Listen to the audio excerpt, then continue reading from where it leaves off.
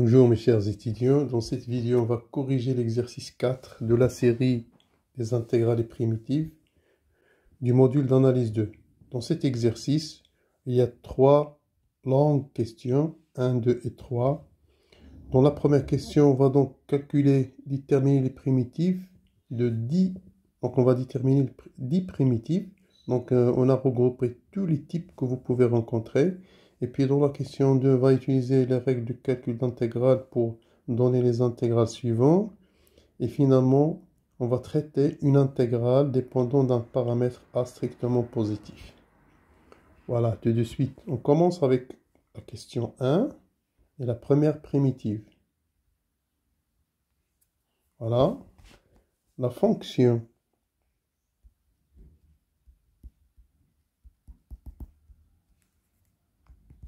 f1 de x 1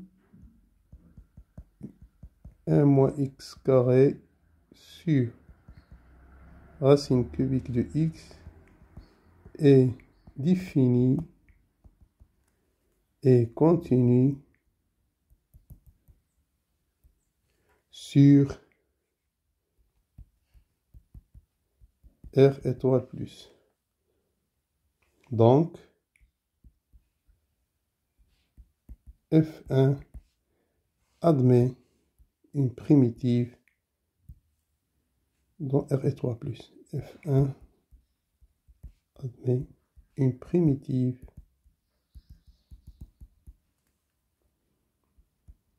sur R étoile plus. Voilà. Donc, I1, donc ça c'est l'existence.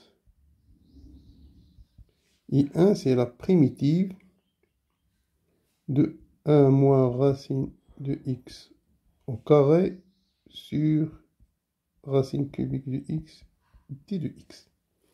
Donc qu'est-ce qu'on va faire? On va donc développer ce qui est en haut. Ça va nous donner 1 moins 2 fois racine de x plus x sur racine cubique de x d de x.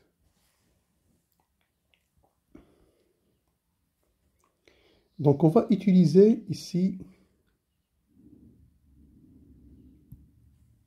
les puissances à la place des racines. Donc on sait que racine nième de x, on l'écrit x à la puissance 1 sur n. Et donc,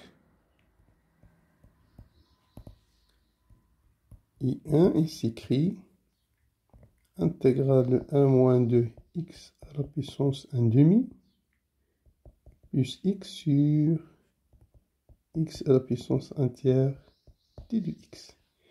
Et ça, on peut l'écrire donc, on va séparer cette intégrale 1 sur x à la puissance 1 sur 3 d de x moins 2 fois l'intégrale de x à la puissance 1 demi sur x 1 tiers d de x plus l'intégrale de x sur x 1 tiers d de x. Et donc on va faire remonter le x 1 tiers, ça va nous donner intégrale de x moins 1 tiers d de x moins 2 fois de 1 demi moins 1 tiers c'est 1 sixième moins 2 fois x 1 sixième de t de x, et l'autre ça sera x1 moins 1 tiers 2 tiers de t de x. On va maintenant utiliser la primitive usuelle.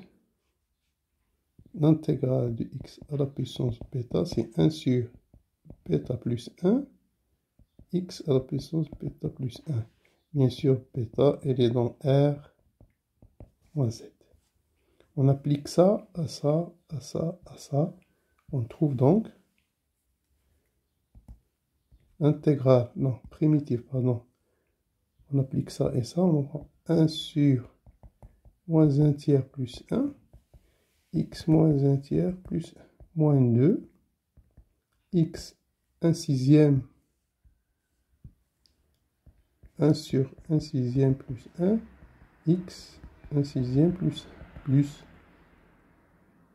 1 sur 2 tiers plus 1, x tiers plus 1 plus une constante C1. Et donc, en faisant le calcul, on trouve que I1, ça sera 3 demi x à la puissance 2 tiers moins 12 sur 7 x à la puissance 7 sur 6 plus 3 sur 5 x à la puissance 5 sur 3 plus C1. Voilà la première primitive.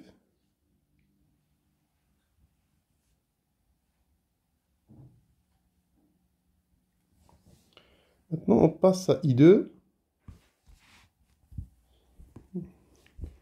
La fonction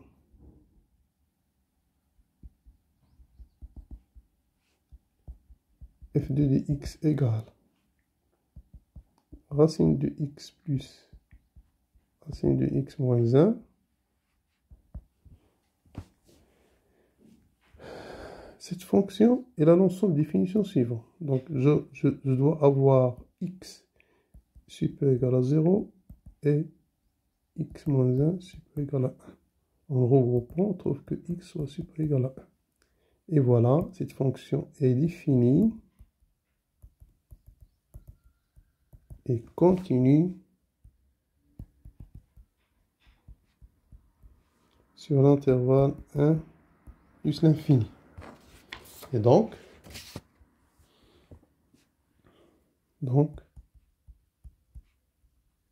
f2 admet une primitive sur 1 plus l'infini. Voilà. D'après le cours, toute fonction continue sur l'intervalle, elle admet une primitive sur cet intervalle. Et voilà donc notre fonction, notre primitive I2, ça va être égal t de x sur x racine plus x moins 1 racine t de x. Voilà, qu'est-ce qu'on va faire? On va donc multiplier par le conjugué. Donc on trouve, c'est racine de x moins racine de x moins 1 sur x moins 1 primitive t de x. Et donc le terme d'en bas, ça va être égal à 1. Donc, I2 égale la primitive racine de x moins la primitive moins racine de x moins 1 t de x. Bon, la même chose là, on sait que racine de x, c'est simple. Hein? Je peux écrire racine de x comme étant x 1 demi moins x moins 1 1 demi. Et on utilise le fait là aussi que la primitive,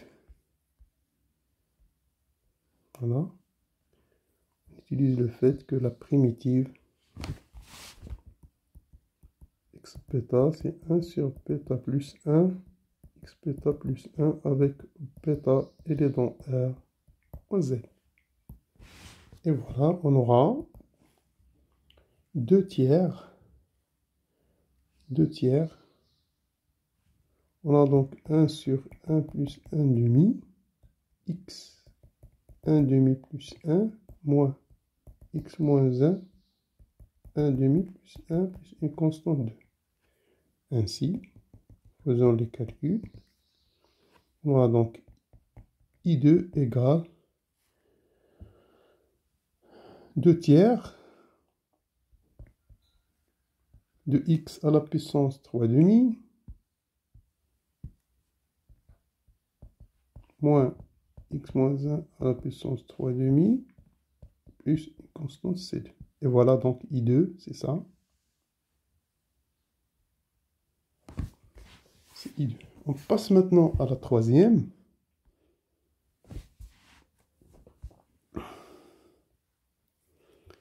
La fonction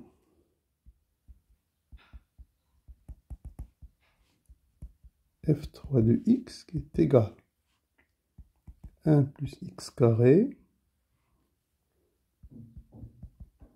arc tangente x racine est définie et continue sur R plus. Donc puisqu'on a racine de arc tangente, donc on élimine donc les points qui donnent arc tangente négatif. Donc F3 admet une primitive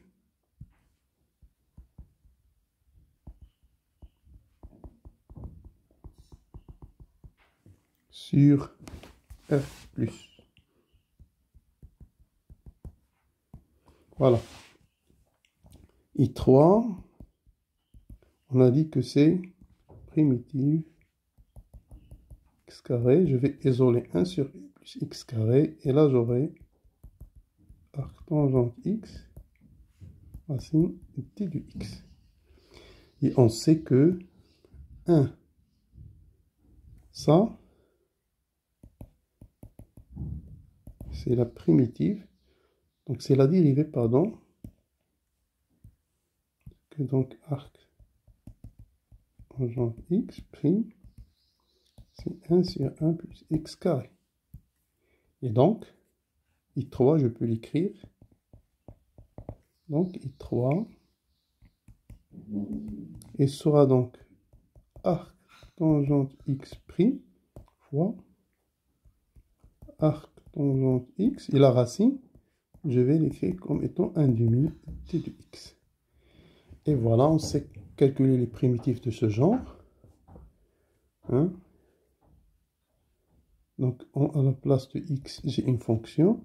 J'aurai donc là 2 tiers. Et donc 2 sur 3 de arc tangente x à la puissance 3,5 plus une constante, c'est 3. Voilà. Ça, c'est 3,5. Voilà. Ainsi, 3 égale 2 tiers de arc tangente x à la puissance 3,5 plus C3.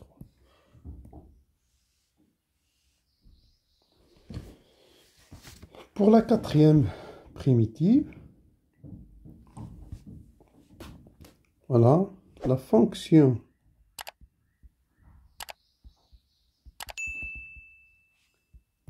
f4 de x qui est égale, donc j'ai en bas x ln de x, ln de x, ln de x sur donc 1. Bon, pour l'ensemble de définition, il faut que x soit différent de 0, ce x là, x soit différent de 0, ln de x différent de 0, donc il faut que x soit différent de 1, et là, x différent de 0, je l'ai déjà, et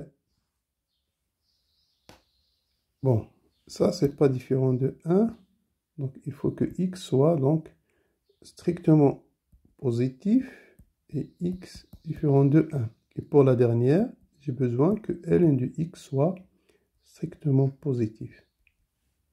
Voilà. Si vous regroupez ça, vous trouvez que f sera bien défini sur l'intervalle 1 plus l'infini ouvert. Voilà. Parce que pour que ln de x soit strictement positif, ici, il faut que x soit supérieur strictement à 1. Voilà. Vous avez fait ça dans le cours de l'exponentielle et logarithme népérien. Donc la fonction f4, elle est définie et continue sur 1 ouvert plus l'infini. Donc f4 admet une primitive sur, on a dit 1 plus l'infini. Donc, on va procéder ici par double changement de variable. Voilà, premier changement de variable.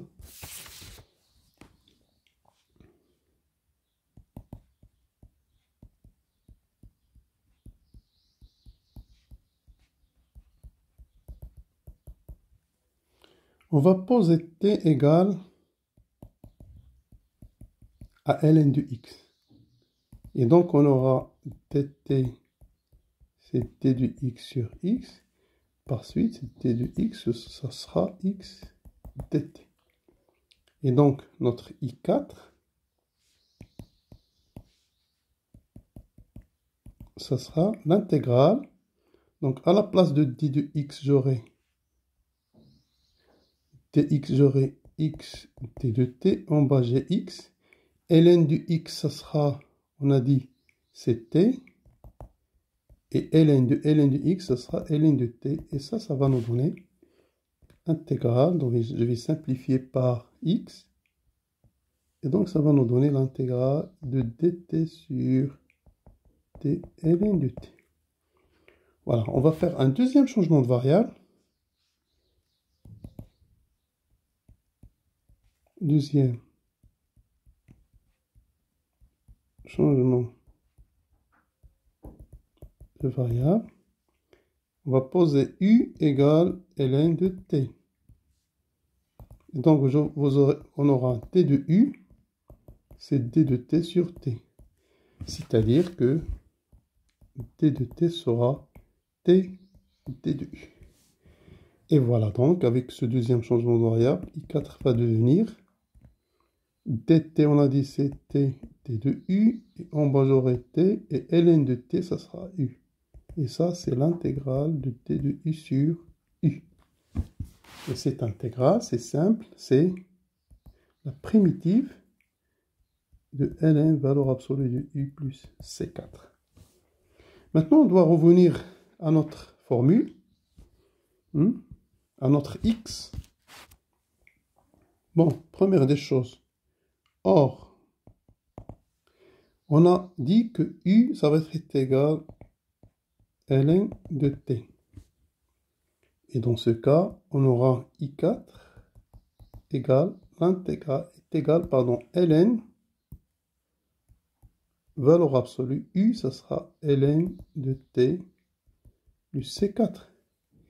Et puis, dans un deuxième temps, on a t égale ln de x.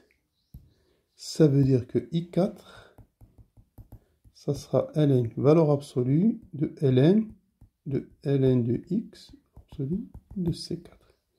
Et voilà, donc on a trouvé la primitive, calculer la primitive E4.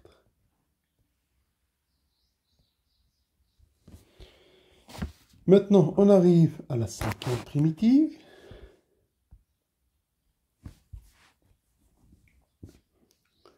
La fonction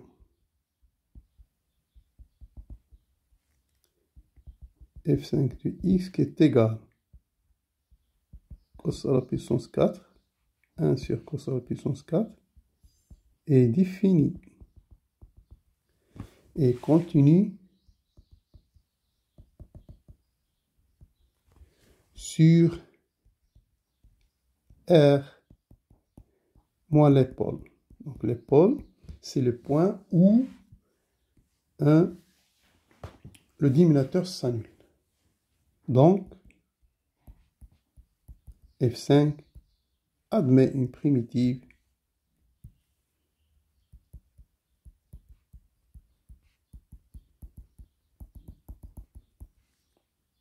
sur, bien sûr, R moins l'épaule. Voilà. Bon, qu'est-ce qu'on va faire? On va procéder par une intégration par partie.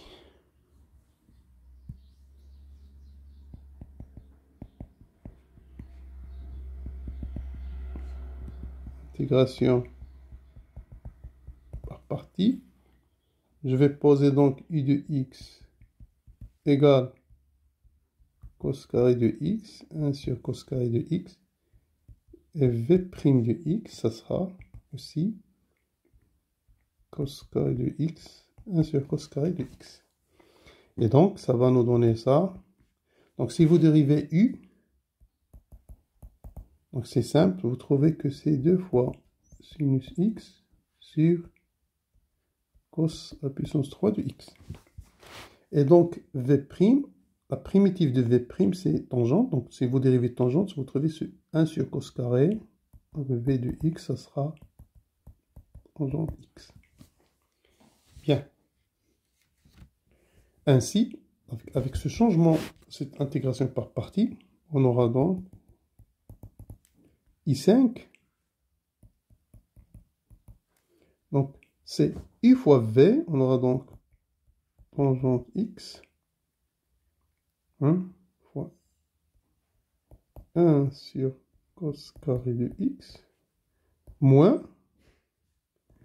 voilà, donc la primitive de U', V de x. Donc ça sera tangente x,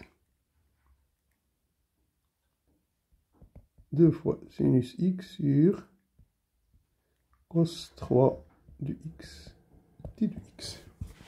On va utiliser la formule de la tangente. On va écrire tangente comme étant sinus x sur cos x ici et ici. Ça va nous donner quoi? Donc, I5, il s'écrit sinus x sur cos 3 à la puissance x, moins, et là, ça sera 2 fois sinus carré de x sur cos à la puissance 4 de x, t de x.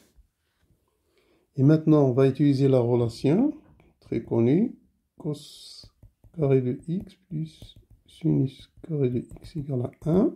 Ici, on obtient donc I5. Ça sera sinus x sur cos à la puissance 3 de x, moins, je sors le 2. Intégrale 1 moins cos carré de x sur cos à la puissance 4 de x, t de x. Et voilà, donc je vais séparer ces deux-là. On aura donc I5 égale à sinus x sur cos à la puissance 3 de x moins l'intégrale. Je sors le 2, donc j'ai un 2 là. t de x sur cos à la puissance 4 de x plus 2 primitive de t de x sur cos à la puissance 2 de x. Et voilà. Celle-là n'est autre que I5. Et celle-là, c'est la primitive. Sa primitive est tangente x. Si vous dérivez tangente x, vous trouvez que c'est 1 sur cos carré. Donc,